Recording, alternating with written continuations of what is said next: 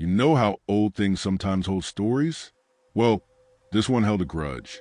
It started 2 months ago when I moved into my grandfather's old house after he passed away. The place smelled like forgotten books and secrets.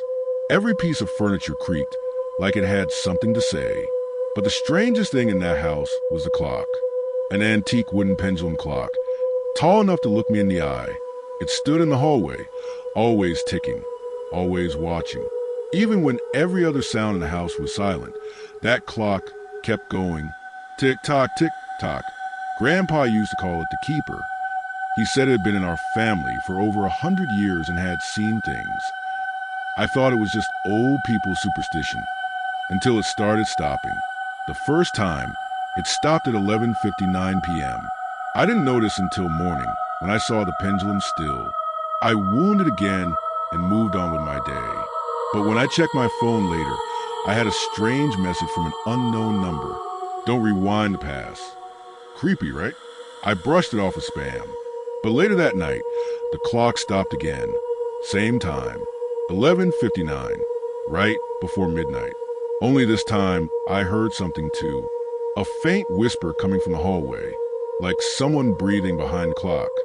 I turned on my flashlight, stepped closer, and the pendulum moved by itself. Tick, tock, tick. I swear my reflection in the glass wasn't moving in sync with me. It smiled before I did. The next morning, I called Mom to ask about the clock. She got quiet and said, "That clock stopped the night your grandfather died. Don't touch it again." I laughed nervously. Too late.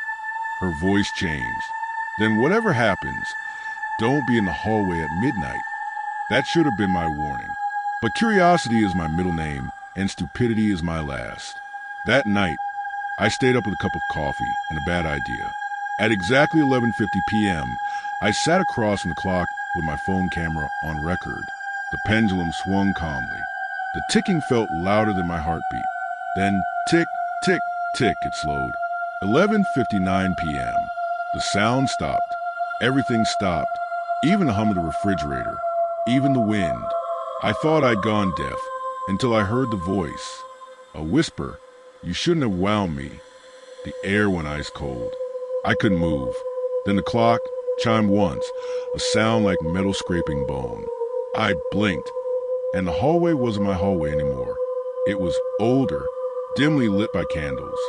And standing beside the clock was my grandfather. "Grandpa." I croaked. He looked up slowly. His eyes were glassy like old marbles. "You shouldn't be here," he said. "Time is not yours to fix." He pointed at the pendulum. Each swing showed flashes of different scenes. Mom as a child, him as a young man, my great-grandmother crying. The clock was showing me our family's memories. I took a step closer. He yelled, "Don't touch it." But of course I did. The instant my finger brushed the glass, I was somewhere else, standing in a burning room, hearing screams. People I didn't know were running. The same clock stood in the corner, ticking like it didn't care. And then I saw her, an old woman holding the clock's key, whispering, "Whoever wins is controls their fate." She locked eyes with me and smiled. Then everything went black. When I opened my eyes, it was morning. The clock was ticking again, back in my hallway, but it was now 7:13 a.m. Only, my phone said 8:42. Time had moved on without me. I told myself it was a dream until I noticed something new. A burn mark on my wrist, shaped exactly like the clock's keyhole.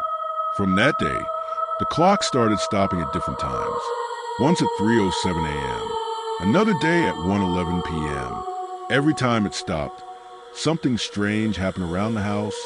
The lights flickered, whispers echoed, or photos fell off the wall. Then one night, it stopped at 6:33 p.m. And this time, it wasn't whispering. It was laughing. I heard it, clear as day. A soft chuckle from inside the clock. Tick-tock, little air. It said, "Want to see your future?" I ran. I packed a bag. I was ready to leave until I saw my reflection again. This time in the hallway mirror. It wasn't me. It was Grandpa, holding the same clock key, smiling. "Leaving so soon," he said. "You inherited more than just the house." The clock started ticking again, faster, louder, like a countdown. My vision blurred. I woke up the next morning in bed, the key beside me, and the clock perfectly still. I tried throwing the key into the river. The next morning, it was back, lying on my pillow.